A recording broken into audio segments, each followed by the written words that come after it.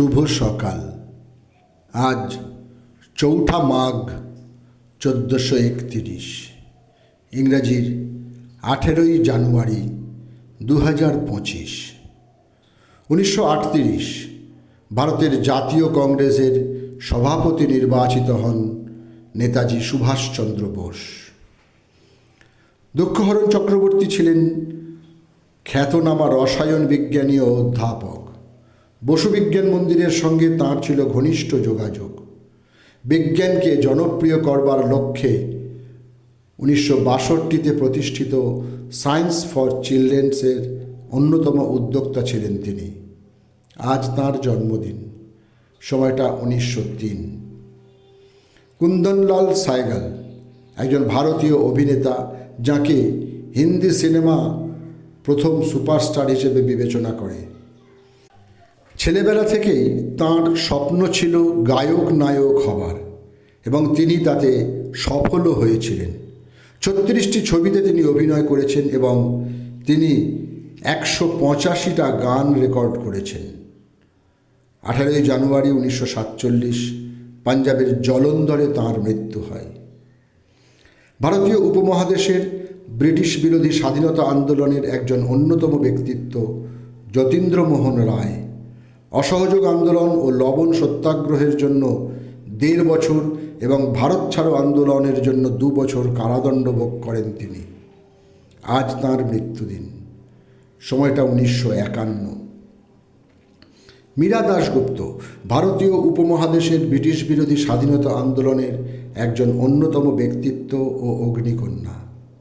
১৯৩১ সালে তিনি অঙ্কশাস্ত্রে MA-তে first class second হয়।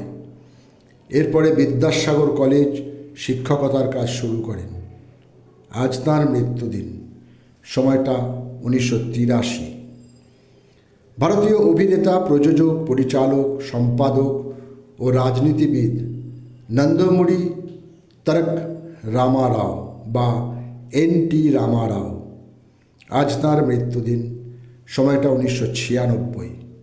উনি ৭ বছর অন্ধ্রপ্রদেশের মুখ্যমন্ত্রীর দায়িত্ব পালন করেন। ভারতীয় চলচ্চিত্রে ৩ বার জাতীয় চলচ্চিত্র পুরস্কার লাভ করেছিলেন তিনি।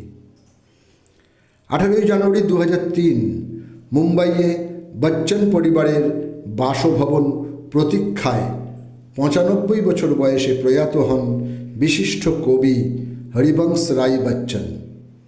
তাঁর মধুশালা, মধুবালা ও মধু কলস কাব্যত্রয়ীকে সর্বাপেক্ষা উল্লেখযোগ্য হিসেবে গণ্য করা হয়।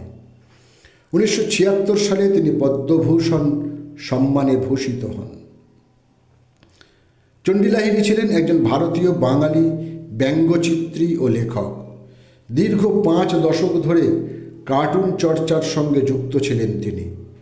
কেবল ব্যঙ্গচিত্র অঙ্কন নয়, নিজের দক্ষতার অনেকগুলো অ্যানিমেশন চলচ্চিত্রও নির্মাণ করেছেন তিনি, যার মধ্যে হংসরাজ, ধন্যী মেয়ে, মৌচাক, চারমূর্তি প্রভৃতি বিশেষ বিখ্যাত।